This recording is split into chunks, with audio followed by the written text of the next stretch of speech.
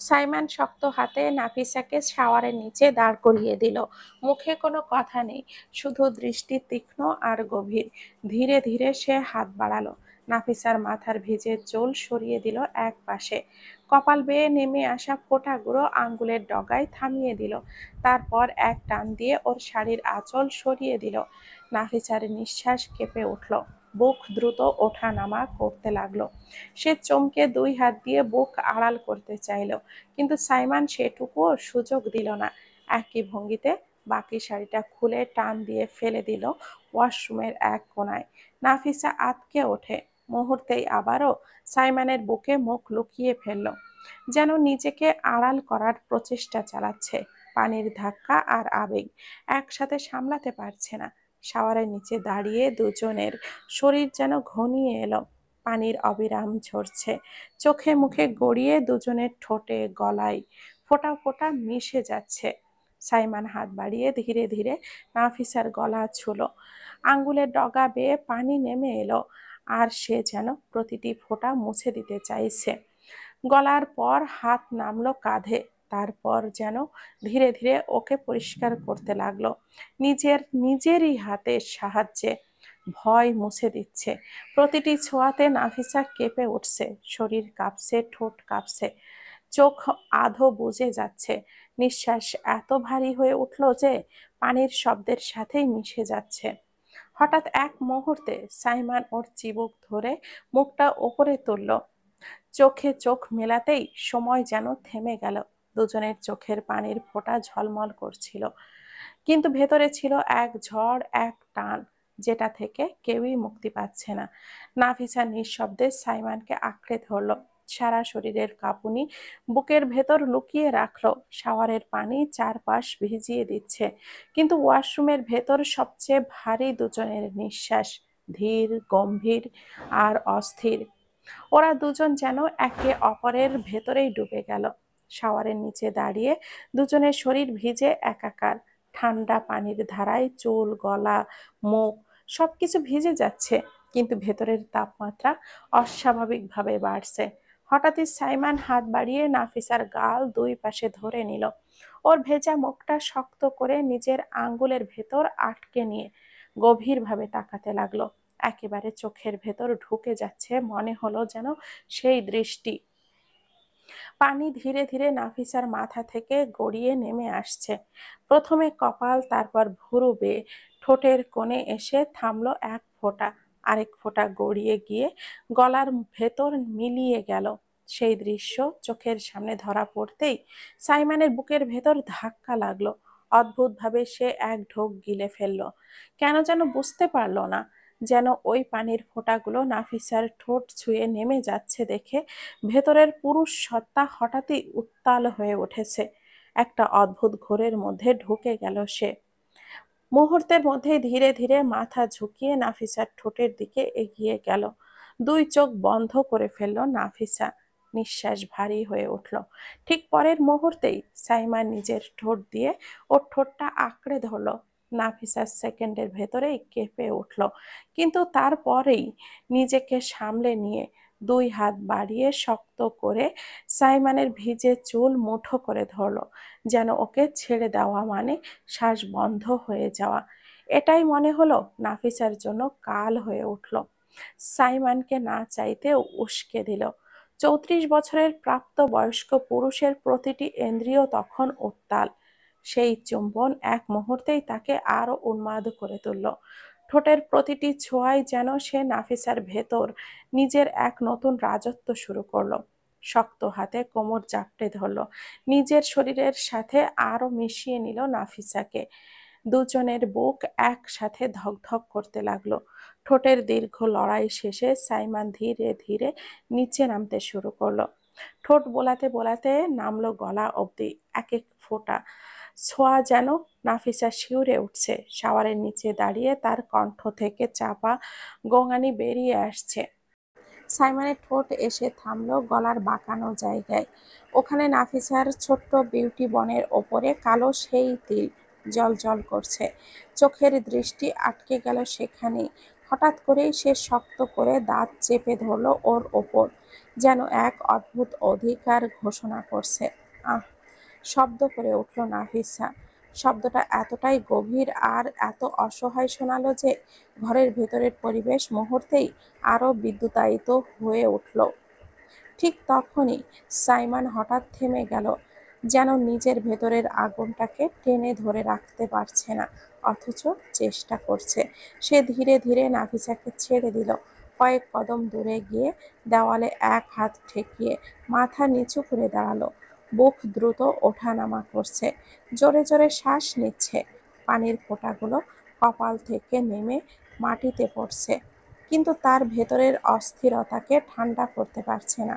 শ্বাসের শব্দ এত ভারী যে মনে হচ্ছে চারপাশে বজ্রপাতের মতো গর্জে উঠছে। অন্যদিকে নাফিসা পিঠ ঠেকিয়ে দাঁড়িয়ে আছে, দুই চোখ আধো বোঝা, ভিজে চুল কাঁধ জুড়ে ছড়িয়ে আছে। বুক দ্রুত ওঠানামা করছে, যেন হাঁপানি রোগীদের মতো করে হাঁপাচ্ছে। প্রতিটি নিঃশ্বাসই যেন শরীরের ভেতরের ঝড়ের সাক্ষী হয়ে বাজছে। ওয়াশরুমের ভেতর তখন আর শুধু শাওয়ারের শব্দ নয়, দুজন নরনারীর দম ফেলার অস্থির শব্দ, এক অদ্ভুত নীরবতা, আর এক আবেগঘন মুহূর্ত যা কাউকে আর ছেড়ে যেতে চাইছে না। হালকা ধোঁয়ার মতো কুয়াশা জমে আছে বাথরুমের কাচের আয়নায়। শাওয়ারের ঝরঝরে শব্দ থেমে গিয়ে এখন শুধু পানির ফোঁটা ফোঁটা টুপটাপ করে পড়ছে মেঝেতে। ভেতরের ভারী পরিবেশটা যেন এক অদ্ভুত নীরবতায় ঢেকে আছে। সাইমন গভীর এক শ্বাস টেনে নিল, চোখ বুজে কিছুক্ষণ দাঁড়িয়ে রইল, তারপর ওয়াশরুমের কাভারটা খুলে সাদা তোয়ালেটা বের করে নিয়ে ধীরে ধীরে নাফিসার দিকে বাড়িয়ে দিল, কণ্ঠে গাম্ভীর্য, চোখে দমন করা আগুন। এটা নাও, তোয়ালেটা পরে রুমে যাও, জামা কাপড় পরে নিও, আর আমার রুম থেকে আমার ড্রেসটা নিয়ে আসো। কথাগুলো শোনার পর নাফিসার বুকটা যেন আরো জোরে জোরে ওঠানামা করতে লাগলো। এতক্ষণ পর্যন্ত যে কাঁপুনি শরীরে ভর করছিল, সাইমনের গম্ভীর স্বরে সেটা যেন আরো বাড়িয়ে দিল। চোখ বড় বড় করে তাকালো তার দিকে, হঠাৎ মুখ ফসকে বেরিয়ে এলো, আপনার সামনে চেঞ্জ করব। বলার সাথে সাথেই জিভ কামড়ে ফেললো, মাথা নিচু করে ফেললো লজ্জায়। সাইমন সঙ্গে সঙ্গেই গম্ভীর গলায় ছুড়ে দিল কথা, ইডিয়েট! আমি পেছনে ঘুরে থাকছি, তুমি রুমে গেলে ফ্লোর ভিজে যাবে, তাই এখানেই চেঞ্জ করো, হারি আপ। এই কথা বলেই সাইমন পেছনে ফিরে দাঁড়ালো, চোখটা বন্ধ করে গিলল একটা ঢোক। নিজের ভেতরের অস্থিরতা সামলাতে যেন প্রচেষ্টা চালাচ্ছে। নাফিসার লজ্জায় মনে হচ্ছে কান দিয়ে ধোঁয়া বেরোচ্ছে, গাল দুটো আগুনের মতো লাল হয়ে গেছে। ধীরে ধীরে ভিজে বাকি কাপড়গুলো শরীর থেকে নামিয়ে নিল, সাইমনের দিকে তাকালো, এখনো পেছনে ঘুরেই আছে। একটা সরস, একটা স্বস্তির নিঃশ্বাস নিল, কাপা হাতে সাদা টাওয়ালটা জড়িয়ে নিল শরীরে। ভেতরের ধুকপুক ধুকপুক করছে বুক। ওয়াশরুমের দরজা খুলে বাইরে বের হওয়ার সাথে সাথেই বুকের ভেতরে হাত দিয়ে চাপ দিয়ে জোরে জোরে শ্বাস ফেললো। মনে হচ্ছে ভেতরের ঝড়টা বুকে আর ধরে রাখা যাচ্ছে না। নাফিসা বের হওয়ার সাথে সাথেই একটা বড় নিঃশ্বাস ফেলে সাইমন শাওয়ারের নিচে দাঁড়িয়ে আবারও নিজেকে ভিজিয়ে নিচ্ছে। ঠান্ডা পানি গায়ে পড়ছে, কিন্তু ভেতরের আগুন নিভছে না। মাথা ফেটে যাচ্ছে যন্ত্রণায়। আয়নায় নিজের প্রতিচ্ছবি দেখলো, গম্ভীর চোখে ফিসফিস করে উঠল, এই মেয়েটার সামনে এলে আমি নিজেকে কন্ট্রোল করতে পারি না। জানি না এই পরিস্থিতি একদিন কোথায় গিয়ে দাঁড়াবে। আরো কিছু ভাবনা ভাবতে থাকলো, ভাবতেই ঠোঁটের কোণায় মৃদু হাসি দেখা দিল। এদিকে নাফিসা নিজের ঘরে গিয়ে আলমারি খুলে ধীরে ধীরে জামা কাপড় বের করলো। সাদা কটন কামিজ, হালকা নীল ওড়না পরে নিল। তবুও বুকের ভেতর ধড়ফড় থামলো না। মাথার ভেতরে বারবার ফিরে আসছে ওয়াশরুমের সেই মুহূর্ত, সাইমনের গম্ভীর দৃষ্টি, ভিজে স্পর্শ, শরীরের গন্ধ যেন এখনো চারপাশে ভাসছে। ড্রেস পরে দরজা খুলে করিডোরে পা রাখতেই চারিদিকে একেবারে নিস্তব্ধ। অন্ধকারে মৃদু হলওয়ের লাইটটাও জ্বলছে। চারিদিক দেখে নিশ্চিত হলো কাউকে দেখা যাচ্ছে না। স্বস্তির নিঃশ্বাস ছেড়ে সাবধানে সাইমনের ঘরের দিকে হাঁটলো। ঘরের দরজা ঠেলে ভেতরে ঢুকতেই বুকের ভেতর কাঁপতে লাগলো। সাইমনের রুমে গাঢ় পুরুষালী গন্ধ ভাসছে, মাটির মতো, কাঠের মতো শক্তিশালী। সেই গন্ধ যেন আবারও নাফিসাকে মাতাল করে দিল। মাথায় ভেসে উঠল আবার সবে ঘটে যাওয়া মুহূর্তগুলো। মনে হতেই গাল জ্বলে উঠল লজ্জায়। ধীরে ধীরে আলমারির কাছে গিয়ে হাত রাখলো। ভেতর থেকে একটা অফ হোয়াইট টি শার্ট আর কালচে গ্রে ট্রাউজার বের করলো। পোশাক দুটো বুকে চেপে ধরেই দাঁড়িয়ে রইল কিছুক্ষণ। মনে হচ্ছে এই কাপড়ের গন্ধও তাকে সাইমনের আরো কাছে টেনে নিচ্ছে। তারপর ধীরে ধীরে আবারও দরজাটা খুলল।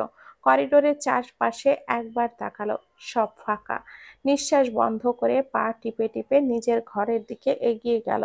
দরজা ভিড়িয়ে ভেতরে ঢুকেই বুক ভরে নিঃশ্বাস ফেলল। চারপাশ নিস্তব্ধ, কিন্তু ভেতরে ভেতরে যেন নাফিসার হৃদস্পন্দন এখনো বজ্রপাতের মতো বাড়ছে। মনে হচ্ছে আজকের রাতটা তার জন্য একেবারেই আর স্বাভাবিক থাকবে না। খট করে ওয়াশরুমের দরজাটা খুলে যাওয়ার শব্দ হলো। সাইমন বেরিয়ে এলো। সবকিছু এক মুহূর্তে ঘরের নিস্তব্ধতাকে আরো গভীর করলো। নাফিসার চোখ সেই দিকে গেল। হাঁ করে তাকিয়ে রইল। সাইমনের দৃশ্য দেখে সে যেন নিঃশ্বাস আটকে গেল তার। সাইমন শুধুই একটি সাদা তোয়ালে দিয়ে নিজেকে ঢেকে রেখেছে।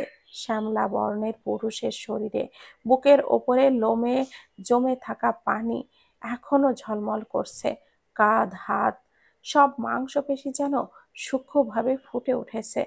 গোসলের পর তার শরীরের উজ্জ্বলতা, ভিজে চুলের ফোঁটা, ঠোঁটের কোণে পানি, সব মিলে মিশে এক অদ্ভুত টান তৈরি করছে। নাফিসা হাঁ করে তাকিয়ে আছে, চোখ বড়, নিঃশ্বাস থেমে থেমে যাচ্ছে। তার ভেতরে শিশিরের মতো করে এক অজানা অনুভূতি জাগলো। লজ্জা, বিস্ময়, আগ্রহ সব মিলে মিশে প্রথমবারের মতো সে সাইমনকে এভাবে দেখছে। আর ভেতরের মনের এক অদ্ভুত কাঁপুনি চলে এসেছে। সাইমন সরাসরি নাফিসার দিকে তাকালো। হাঁ করে তাকিয়ে থাকা নাফিসাকে দেখে ভুরু জোড়া কুঁচকালো। গম্ভীর কণ্ঠে বলল, ইডিয়েট, এভাবে হাঁ করে কি দেখছো? তাড়াতাড়ি আমার ড্রেসটা দাও। নাফিসার ভেতরের রক্ত যেন ঝরঝর করে। এতক্ষণ ধরে সে সাইমনকে চেয়ে চেয়ে দেখছিল, আর সাইমন সেটা ধরে ফেললো ভেবে মনে হলো কান থেকে গরম হাওয়া বের হচ্ছে। লজ্জায় মাথা ধীরে ধীরে নিচু হয়ে এলো। ভেতরের অস্থিরতা সামলাতে সামলাতে ধীরে ধীরে এগিয়ে গেল। সাইমনের টি শার্ট আর ট্রাউজারটা হাতে তুলে দিল। মাথা নিচু রেখে আবার দূরে সরে দাঁড়ালো। বুকের ভেতর ধকধক করছে, নিঃশ্বাস জোরে উঠছে। সাইমন দূরে দাঁড়িয়ে তার দিকে তাকালো, চোখে মনোযোগ, প্রতিটি ছোট ছোট স্পর্শও খেয়াল করলো। তারপর চেঞ্জ করলো দূরত্ব। নাফিসা মাথা নিচু করেই দাঁড়িয়ে আছে। সাইমন ধীরে ধীরে টাওয়ালটা হাতে নিয়ে জামা কাপড়ের বালতি তুলে ব্যালকনির দিকে এগোলো। নাফিসা বালতিটির দিকে তাকিয়ে চোখ বড় বড় করে ফেলল। বালতিতে সাজানো জামা কাপড়ের দিকে তাকিয়ে তার মনের ভেতরে এক অদ্ভুত বিস্ময় জন্মালো। সাইমন জামা কাপড় ধুয়ে দিয়েছে? তার জামা কাপড় তো ছিল সেখানে, সেগুলো কি ধুয়ে দিয়েছে? সব কিছু ধুয়ে দিয়েছে, শুধু বাইরের কাপড় নয়, এমনকি এনারও আছে তো। ভাবতেই ওর বুকটা ভারী হয়ে এলো, কান গরম, চোখে অদ্ভুত টান। একদিকে অবাক হওয়া আর তাড়াহুড়ো করে ওয়াশরুমের দিকে গেল নাফিসা। ভেতরে ঢুকলো, চোখে পড়লো কোথাও আর কোনো জামা কাপড় নেই। পুরো শাওয়ারের সময়ের প্রক্রিয়া মনে পড়তেই তার হৃদয়ের এক অদ্ভুত মিশ্রিত বিস্ময় জেগে উঠল। কপালে হালকা ঘাম। সাইমন সব আর ভাবতে পারল না। চোখের কোণে অল্প স্রোত দেখা দিল, সাথে সাথে কান্না ধীরে ধীরে ভেতর থেকে ছুটে আসছে। নাফিসা ধীরে ধীরে বাইরে এলো। তখনই দেখলো সাইমন ব্যালকনি থেকে ফিরে আসছে। ব্যালকনির দিকে তাকিয়ে উঁকি মারলো, কৌতূহলী আর আতঙ্কের মিশ্রণে। সাইমন সেটা দেখতে পেল। ওকে উকিঝুঁকি মারতে দেখে দ্রুত ভুরু কুঁচকিয়ে এক চমকানো দৃঢ় চোখে ওর দিকে তাকালো। তারপর হঠাৎ এক ঝটকায় এগিয়ে এসে নাফিসাকে কোলে তুলে নিল। নাফিসা চমকে ওঠে, অচেতনভাবে সাইমনের গলাটা আঁকড়ে ধরল। হৃদয়ের স্পন্দন দ্রুত, শরীর কেঁপে উঠছে। ভয়, বিস্ময় আর অচেনা আকর্ষণে এক অদ্ভুত মিশ্রণ। সাইমন নীরবভাবে তাকে কোলে নিয়ে বেডের দিকে এগোলো। বেডে পৌঁছেই ধীরে ধীরে শুইয়ে দিল। পাশের টেবিল থেকে এসির রিমোটটা তুলে চালু করলো। বাতাসে নরম হাওয়া ছড়িয়ে দিয়ে ঘরের পরিবেশ আরো স্বাচ্ছন্দ্যপূর্ণ করে দিল। রিমোটটা আবারও জায়গায় রেখে দিল। পায়ের কাছে ব্ল্যাঙ্কেটটা তুলে নাফিসার গায়ের উপরে ঢেকে দিল। তারপর ধীরে ধীরে ঝুঁকে নাফিসার মাথা থেকে ওড়নাটা সরিয়ে দিল। ভিজে চুলগুলো ছড়িয়ে দিল মনোযোগ সহকারে, যেন প্রতিটি তার সংযম, ধৈর্য, মনোযোগ সবকিছুই স্পষ্ট। নাফিসা এক দৃষ্টিতে সাইমনের দিকে তাকিয়ে আছে, চোখের মধ্যে বিস্ময়, লজ্জা আর কৃতজ্ঞতার এক অদ্ভুত মিশ্রণ। নিঃশ্বাস নিয়েছে গভীর, মুখে সামান্য ঢোক। ভেতরের উত্তেজনা এবং শান্তির সমন্বয় যেন এক মুহূর্তে পুরো ঘরটাকে ভারী করে তুলেছে। এক মুহূর্তের নীরবতার পর নাফিসা একটি ঢোক গিলে উদ্বিগ্ন হয়ে নিজের ভেতরেই জমিয়ে রাখা অনুভূতিগুলোকে বের করে দিয়ে বলল, ডিএসপি সাহেব, ভালোবাসি আপনাকে আমি, অনেক ভালোবাসি। আপনি মানেন আর না মানেন, ভালোবাসি, ভালোবাসি, ভালোবাসি। আমাকে আবেগ বলে দূরে ঠেলে দিতে পারবেন না। এটা আমার আবেগই না, এটা আমার স্বামীর প্রতি আমার ভালোবাসা, যেটা আল্লাহ নিজে হালালভাবে আমার হৃদয়ে রোপণ করে দিয়েছেন। তাই আপনি না মানলেও আপনাকে আমি ভালোবাসি স্বামীজান। এক নিঃশ্বাসে কথাগুলো বলে থেমে সাইমনের দিকে দৃষ্টি দিল। সাইমন নাফিসার কথাগুলো শোনার সাথে সাথে হাত থামিয়ে দিল। কিছুক্ষণ চুপচাপ তাকিয়ে থাকলো ওর দিকে। তারপর নরমভাবে নাফিসার কপালে নিজের ঠোঁটটা দাবিয়ে একটা চুমু আঁকলো। দুই হাত দিয়ে ব্ল্যাঙ্কেটটা গলা অবধি টেনে আটকে দিয়ে শান্ত স্বরে বলল, স্লিপ, ঘুমিয়ে পড়ো। কথাটা বলেই সাইমন উঠে যেতে চাইলো, কিন্তু নাফিসা তাড়াতাড়ি করে ওর হাতটা ধরে ফেলল। হঠাৎ টান পড়ায় সাইমন ঘুরে তাকালো নাফিসার দিকে। আমার কথার উত্তর দিলেন না ডিএসপি সাহেব? আপনি এমন কেন? সব সময় নিজেকে রহস্যের আড়ালে রাখেন, আমি আপনাকে বুঝে উঠতে পারি না। সাইমন দ্রুত ভুরু কুঁচকে নাফিসার দিকে তাকিয়ে ঠান্ডা গলায় বলে, ইডিয়েট, বাজে বকো না, ঘুমাও। অসহায় চোখে নাফিসা কিছুক্ষণ তাকিয়ে রইল, তারপর হঠাৎই উঠে বসে বলল, না, আমি ঘুমাবো না। আজই আপনি আমার কথার উত্তর দিবেন। চোখ সরু করে তাকালো সাইমন, কণ্ঠস্বর এবার কিছুটা গম্ভীর। বেশি কথা আমার পছন্দ নয়, চুপচাপ শুয়ে পড়ো, আর একটা শব্দও করবে না। নাফিসা থেমে গেল না, বুক ভরে নিঃশ্বাস নিয়ে বলে উঠল, আপনি যদি আমাকে না মানেন তাহলে স্পর্শ করেন কেন? তার মানে কি?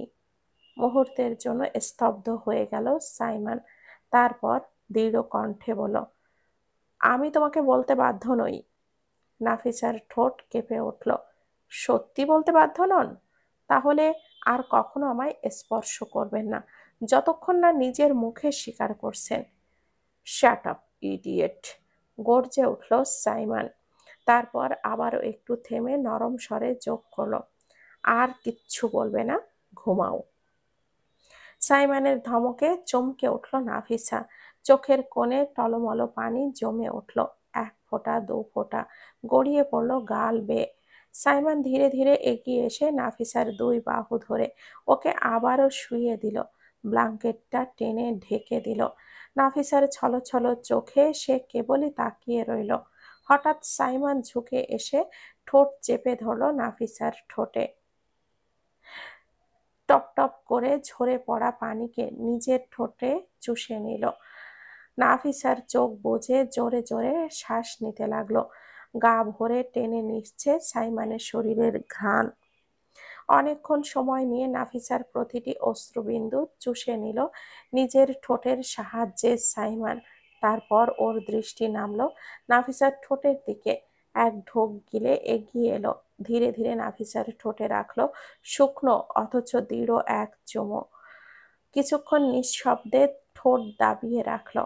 নাফিসা নিঃশ্বাস গুনতে লাগলো, প্রতিটি মুহূর্তে সাইমনের স্পর্শ অনুভব করছিল। পরেক্ষণেই সাইমন সরে গেল, উঠে দাঁড়িয়ে কেবলই বলল, ঘুমিয়ে পড়ো, স্লিপ। এই বলে ধীর কদমে ঘর থেকে বেরিয়ে গেল সাইমন।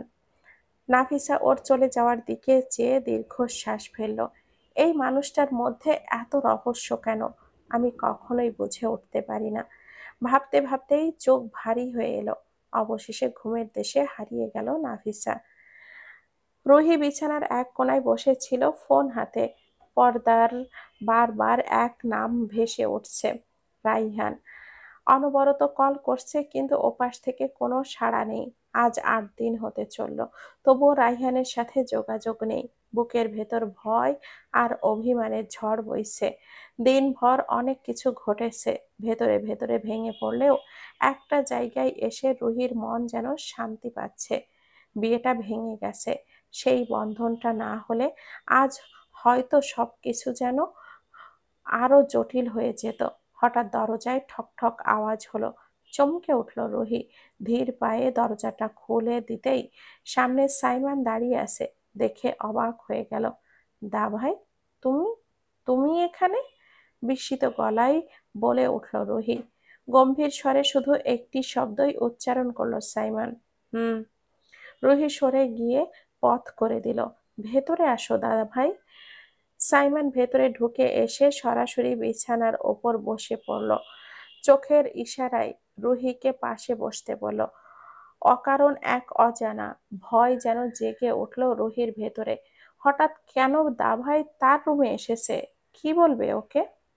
তবুও ধীরে ধীরে এগিয়ে গিয়ে সাইমনের পাশে বসলো রুহি। সাইমন হাত বাড়িয়ে রুহির মাথায় আলতো করে হাত বুলিয়ে দিল।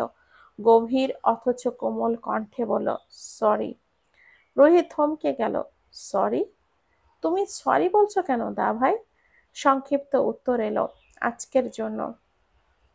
রুহি মাথা নাড়ালো। বাদ দাও এসব। তুমি যা করেছো একদম ঠিক করেছো, বরং আমি খুশি হয়েছি। এই বিয়েটা ভেঙে গেছে, ভালোই হয়েছে। গলায় কম্পন নিয়ে একটু থেমে আবারও বলল রুহি, দা ভাই, একটা কথা বলবো? সাইমনের গম্ভীর চোখ স্থির হলো আর ওর ওপর। কি কথা? হঠাৎ মাথা নিচু করে রুহি বলল, আমি একজনকে ভালোবাসি। সাইমনের ভুরু কুঁচকে গেল। গম্ভীর কণ্ঠে প্রশ্ন করলো, তাহলে এই বিয়েটার মানে কি ছিল? বিয়েতে হ্যাঁ বলেছিলি কেন? রুহির চোখ ভিজে উঠল।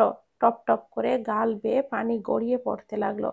আমি রাজি ছিলাম না দা ভাই, কিন্তু বড় আব্বুর সামনে কিছু বলতে পারিনি।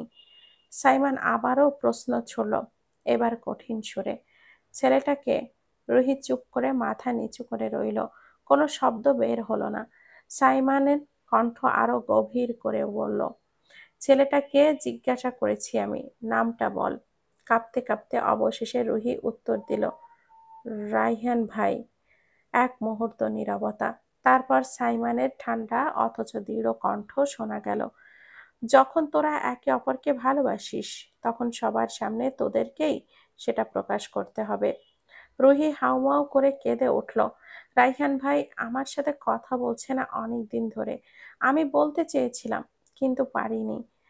সাইমন এবার বোনকে শক্ত করে জড়িয়ে নিল, হাত দিয়ে কাঁধ আগলে নিয়ে ফিসফিস করে বলল, ডোন্ট ক্রাই, আমি আছি। রুহি বুক ভরে হাহাকার তুলল। মাথা নামিয়ে সাইমনের বুকে লেগে রাখলো। দা ভাই, আমি রাইহান ভাইকে ছাড়া আর কাউকে বিয়ে করতে পারবো না। সাইমন এবার শান্ত অথচ দৃঢ় কণ্ঠে বলল, বিয়ের জন্য তৈরি হও, আমি সব দেখছি। কাল তোদের বিয়ে। রুহি বিস্মিত চোখে তাকালো, কিন্তু রাইহান ভাই তো ফোনই ধরছে না। সাইমন মাথায় হাত বুলিয়ে দিল, চোখে ভরসা ঝরে পড়ছে। আমি বলেছি তো, আমার উপর ছেড়ে দে, কাল তোদের বিয়ে হবে।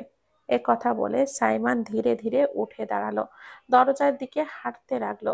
বেরিয়ে যাওয়ার সময়ও থেমে রুহির দিকে শেষবার তাকালো, তারপর নিঃশব্দে রুম ছেড়ে চলে গেল। রুহি একা হয়ে গেল। বিছানায় ধপ করে বসে পড়লো, তারপর নিজের শরীরটা ছেড়ে দিল, কান্নায় ভেঙে পড়ল। দুই হাত জোর করে বুকের ভেতরে জমে থাকা কষ্ট বেরিয়ে আসছে স্রোতের মতো করে। ও বুঝতে পারছে না কেন চোখে এত জল জমেছে।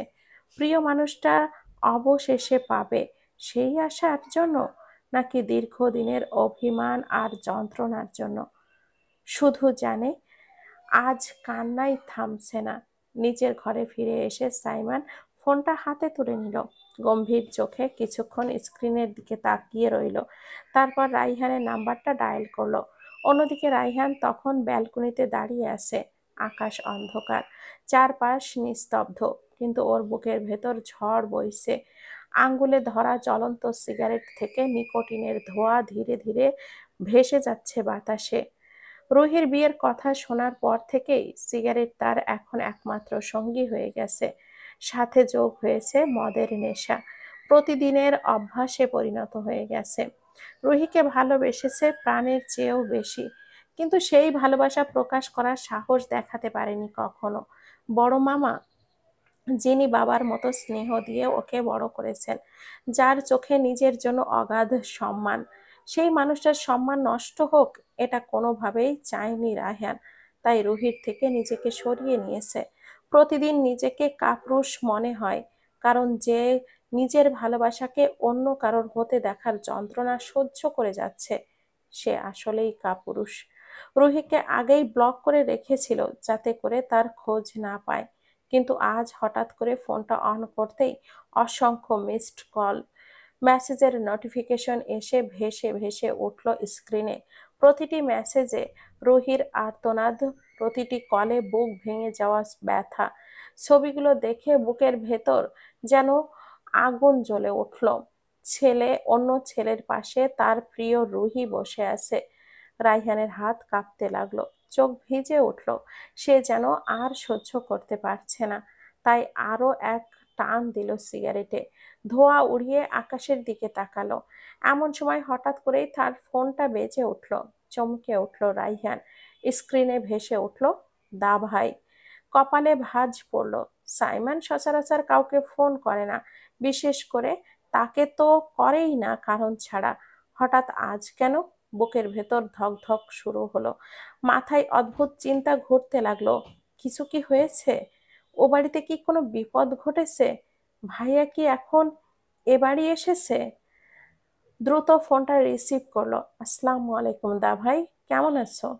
ওপাশ থেকে ঠান্ডা অথচ কড়া গলায় ভেসে এলো উত্তর, ওয়ালাইকুম আসসালাম। কোথায় তুই এখন? রাইহান কেঁপে উঠল প্রশ্ন শুনে। কেন ভাইয়া, কিছু কি হয়েছে? সাইমনের কণ্ঠস্বর এবার আরো দৃঢ় হলো। তুই যেখানে আছিস, কাল সকালে তোকে এই বাড়িতে দেখতে চাই। আমি ঘুম থেকে ওঠার পর যদি তোকে না দেখি, তাহলে যেখানে আছিস সেখান থেকে টেনে টুনে তুলে আনবো। কথাগুলো বজ্রপাতের মতো কানে বাজলো। রাইহানের বুকটা কেঁপে উঠল, গলা শুকিয়ে এলো। দা ভাই, এত রেগে আছো কেন? কি হয়েছে? সাইমন কোনো ব্যাখ্যা দিল না, বরং আবারও হুঁশিয়ারি দিল, তোকে যা বলেছি তাই করবি, এর বেশি একটা শব্দও শুনবো না। রায়হানের বুকটা হাহাকার তুলল, চোখের কোণে জমে উঠল পানি। ধরা গলায় বলল, আমি ওই বাড়িতে আসতে পারবো না দা ভাই।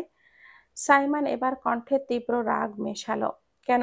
যাকে ভালোবাসিস তার কথা যখন সবার সামনে বলার সাহস নেই, তার অনুভূতির কোনো মূল্য নেই, তাহলে তোকে সামনে থেকে ওর বিয়ে দেখতে সমস্যাটা কোথায়? তোকে সামনে থেকে ওর বিয়ে দেখতে হবে, বুঝেছিস? রায়হান স্থির হয়ে গেল। মনে হলো বুকের ভেতর ঢেউ আছড়ে পড়ছে। দাভাই সব জেনে গেছে? রুহি নিশ্চয়ই বলে দিয়েছে। গলাটা কেঁপে উঠল, কাপা কাপা গলায় বলল রায়হান, আমি পারবো না দা ভাই, আমি পারবো না। ওপাশ থেকে এক মুহূর্ত নীরবতা, তারপর সাইমনের দীর্ঘশ্বাস শোনা গেল। গম্ভীর অথচ অনড় কণ্ঠস্বর কানে এলো, লাস্ট বার বলছি, কাল সকালে তোকে আমি এখানে দেখতে চাই। এই কথার সাথে সাথে কলটা কেটে দিল সাইমন। হ্যালো, হ্যালো দা ভাই, রাইহান মরিয়া হয়ে ডাকলো, কিন্তু ওপাশ থেকে আর কোনো উত্তর এলো না। হাতে ফোনটা মুঠো করে ধপ করে মেঝেতে বসে পড়লো। আকাশের দিকে তাকালো, বুক ফেটে কান্না এলো, চোখে জল এলো না। যন্ত্রণা এতটাই গভীর যে অশ্রুরাও শুকিয়ে গেছে। দুই হাত তুলে প্রার্থনা করলো, হে আল্লাহ, আমি আর পারছি না, আমাকে ধৈর্য ধরার ক্ষমতা দাও। ভোরের আকাশে মৃদু আলো ছড়িয়ে পড়েছে, চারপাশে পাখির কিচিরমিচির। দূরে কোথাও মসজিদের মিনার থেকে ভেসে আসছে আজানের সুমধুর ধ্বনি। সেই ধ্বনি নাফিসার কানে পৌঁছাতেই চোখ খুলে গেল। চারপাশে একবার তাকিয়ে দ্রুত বিছানা ছেড়ে উঠল। রুমের জানালা খুলতেই ঠান্ডা সকালের হাওয়া ভেতরে ঢুকে এলো। নাফিসার বুক ভরে উঠল শান্তি আর প্রশান্তিতে। হাওয়ায় যেন নতুন দিনের বার্তা লুকিয়ে আছে। তাড়াহুড়ো করে ওয়াশরুমে গিয়ে অজু সেরে এলো, তারপর নামাজে দাঁড়ালো। প্রতিটি রাকাতে মন ভরে দোয়া করলো, সিজদায় কেঁদে ফেললো। নিজের মনের সব চাওয়া পাওয়া, সব ভয় অভিমান, সব স্বপ্ন আল্লাহর কাছে সঁপে দিল। মোনাজাতে শেষে ধীরে ধীরে হাত মুখে বুলিয়ে নিল। আর কাছে এই মুহূর্ত যেন একেবারেই বিশেষ, যেন মনের ডায়েরি আল্লাহর কাছে খোলা হলো। ভরসা আছে তিনি শুনবেন এবং একদিন তার ফিডব্যাকে সব দিয়ে দিবেন। নামাজে শেষ করে কিছুক্ষণ তসবিহ পড়লো, কোরআনের আয়াত পাঠ করলো। মনটা ধীরে ধীরে শান্ত হয়ে এলো। তারপর পড়ার টেবিলের কাছে গিয়ে চেয়ার টেনে বসলো। আলমারির উপরে রাখা নিজের ডায়েরিটা বের করে নিল। ডায়েরির পাতায় কলম ছোঁয়ানো মাত্রই যেন মনের ভেতর কথারা মাত্রই উথল পাথল করে উঠল। নাফিসা লেখা শুরু করলো, নিজের ভেতরের দোটানা, ভালোবাসা, ভয়, কৃতজ্ঞতা। প্রিয়, নাম তো বলি না, কারণ জানোই তো তোমার নাম একা ডাকলেই বুকের মধ্যে যেন এক অদ্ভুত আলোড়ন ওঠে। নামহীন, ভালো থেকো। চিঠি শব্দটা খুব অদ্ভুত না? কাগজে লেখা কিছু অক্ষর, অথচ কখনো কখনো একটা গোটা জীবন আটকে থাকে তার ভেতর। আমার জীবনেও একটা চিঠি এসেছিল জানো। আমার 14 বছর বয়সে একটা চিঠি এসেছিল। কোনো ডাক পিয়ন, জানো, আমার 14 বছর বয়সে একটা চিঠি এসেছিল। কোনো ডাক পিয়ন দিয়ে নয়, আসলে সেটা ছিল এক অদৃশ্য ডাক পিয়ন, যাকে পাঠিয়েছিলেন আসমানের একাকিত্ব। হ্যাঁ, 14 চিঠি। তুমি এসেছিলে আমার জীবনের এক চিঠির মতো, ধীরে ধীরে খুলে পড়ার মতো, শব্দে শব্দে রহস্যময়, লাইন লাইন জুড়ে যেন কাঁপন জাগানো। আমি বুঝিনি তখন এই আগমনের মধ্যেই লুকিয়ে আছে আমার পৃথিবী বদলে দেওয়ার বার্তা। তুমি ছিলে এক টুকরো সূর্যলোক, আমার মেঘ ঢাকা জীবনে কোনো এক কোণায় আলোর মতো নেমে এসেছিলে। তোমাকে দেখে প্রথম যে অনুভবটা হয়েছিল, সেটা কোনো প্রেমিক কবি লিখে বোঝাতে পারবে না। তুমি তখন ছিলে শুধুই চিঠি, আদ্যোপান্ত অপরিচিত, অথচ অন্তরের কোথাও যেন চেনা চেনা। আজ যখন মনে করি 14 বছর বয়সে আমি কোনো প্রাপ্তির অপেক্ষায় ছিলাম না, তবু তুমি এলে, কোনো কারণ ছাড়াই, কোনো প্রতিশ্রুতি ছাড়াই, তবুও আমার জীবনের সবচেয়ে গুরুত্বপূর্ণ কারণ হয়ে উঠলে, ঠিক যেন আল্লাহর পক্ষ থেকে পাঠানো কোনো বিশেষ চিঠি, যার উত্তর আমৃত্যু দিয়ে যেতেও দ্বিধা করব না। তুমি আসার পর তুমি শুধু মানুষ হয়নি, আমি পূর্ণ হয়েছি। ভুলগুলো শিখেছি, অপেক্ষাগুলো বুঝেছি, ভালোবাসা কাকে বলে সেটা অনুভব করেছি। তুমি এখনো জানো না, তোমার চোখে চোখ পড়লে আমার ভেতরের সব শব্দ কাঁপতে থাকে। তোমার চুপ থাকা যেন কোনো চতুর্দশ পাতার অদেখা অংশ, যেটা না পড়লে চিঠিটা অসম্পূর্ণ থেকে যায়। তুমি জানো না, তোমাকে দেখলেই কেন মনে হয় আমার সব প্রার্থনার উত্তর বুঝি তোমার বুকের ভেতর কোথাও যেন গোপনে লেখা আছে। তোমাকে আমি ভালোবাসিনি, তোমাকে আমি বিশ্বাস করেছি, তোমাকে আমি জপেছি, তোমাকে আমি আল্লাহর দেওয়া এক বিশেষ চিঠি মনে করেছি, যেটা কাদায় হাসায়ও আর কিন্তু ফেলে রেখে যায় না। তুমি 14 চিঠি, আমার জীবনের একমাত্র মঞ্জুর চিঠি। ভালো থেকো। যতদিন তুমি আমার চিঠির মতো পড়তে পারো নিজেকে, ততদিন আমার সমস্ত গল্পে তোমার নাম লুকিয়ে রাখবো। তোমার পিচ্চি নাফিসা। লেখা শেষ করে নাফিসা কলমটা ডায়েরির ওপরে রাখলো। দীর্ঘশ্বাস ফেলে বুকটা হালকা করার চেষ্টা করলো। তারপর নিজের পড়ার বই বের করে নিল। পড়ার টেবিলে বসে মনোযোগ দিল অধ্যায়ে। কিছুক্ষণ পর পড়া শেষ হলে স্বাভাবিক নিয়মেই উঠে দাঁড়ালো। প্রতিদিনের মতো আজও ভোরবেলার রুটিন এক, পড়াশোনা শেষ করে আফিয়া বেগমের রুমে যাওয়া, ওনার সঙ্গে চা খাওয়া আর কিছু গল্প গুজব করা, তারপর নাস্তা সেরে কলেজে যাওয়া, প্রস্তুতি নেওয়া। আজ সেই ভঙ্গিতেই নাফিসা নিজের রুম থেকে বের হয়ে করিডোর দিয়েই হাঁটছে। ঠিক সেই সময় পাশের রুমে এক অদ্ভুত দৃশ্য চোখে পড়ল। সাইমান সাইমানের রুমের দরজাটা আধা খোলা। ভেতরে সাইমান মাথা নিচু রাইহান মাথা নিচু করে দাঁড়িয়ে আছে। সামনে সাইমান জিম সেরে মাত্রই বেরিয়েছে, ঘামে গায়ে ভেজা, হাতে সাদা টাওয়াল দিয়ে মুখ মুছছে, বুক ভরা দৃঢ়তা নিয়ে দাঁড়িয়ে আছে যেন পাহাড়। ঘাম মুছে নিয়ে আলমারি থেকে একটা কালো জ্যাকেট বের করলো, ধীরে ধীরে গায়ে চাপালো। তারপর রাইহানের দিকে চোখ মেলে তাকিয়ে গম্ভীর স্বরে বলল, নিচে চল আমার সাথে। আব্বু আর ছোট আব্বু স্টাডি রুমে ওয়েট করছে আমাদের জন্য। রাইহান চমকে মাথা তুলল, তার চোখে ভয়ের ছাপ স্পষ্ট। ভাইয়া, মামুদের কাছে যাব মানে? কেন? সাইমন ঠান্ডা অথচ দৃঢ় স্বরে জবাব দিল, বেশি কথা আমার পছন্দ না, জানিস? নিচে চল, গেলেই বুঝবি। এই কথা বলে সাইমন ধীর পদক্ষেপে দরজার বাইরে বের হলো। বাধ্য ছেলের মতো মাথা নিচু করে রাইহানও ওর পেছনে হাঁটা ধরলো। রুম থেকে বের হতেই সামনে এসে পড়লো নাফিসা। মুখোমুখি হয়ে পড়তেই অস্বস্তি জমলো। নাফিসার চোখ অনিচ্ছা সত্ত্বেও সাইমনের দিকে গেল। সঙ্গে সঙ্গে গত রাতের অভিমান আবারও বুক ভরল। ঠোঁট চেপে কিছু না বলেই উল্টো দিকে হাঁটা লাগালো। সবাইকে অনেক অনেক ধন্যবাদ এতক্ষণ ধরে সাথে থাকার জন্য। গল্পটি যদি ভালো লেগে থাকে তাহলে প্লিজ একটা লাইক করবেন, আর গল্পটি কেমন ছিল তা কমেন্ট করে জানাতে ভুলবেন না। পরবর্তী অংশ পেতে হলে আমাদের চ্যানেলটিকে সাবস্ক্রাইব করে সাথেই থাকবেন। গল্পটির নাম হচ্ছে চোদ্দের চিঠি, লিখেছে আরোরা চৌধুরী আরও। ভালো থাকবেন, সুস্থ থাকবেন। আল্লাহ হাফেজ। আসসালামু আলাইকুম ওয়া রাহমাতুল্লাহি ওয়া বারাকাতুহু।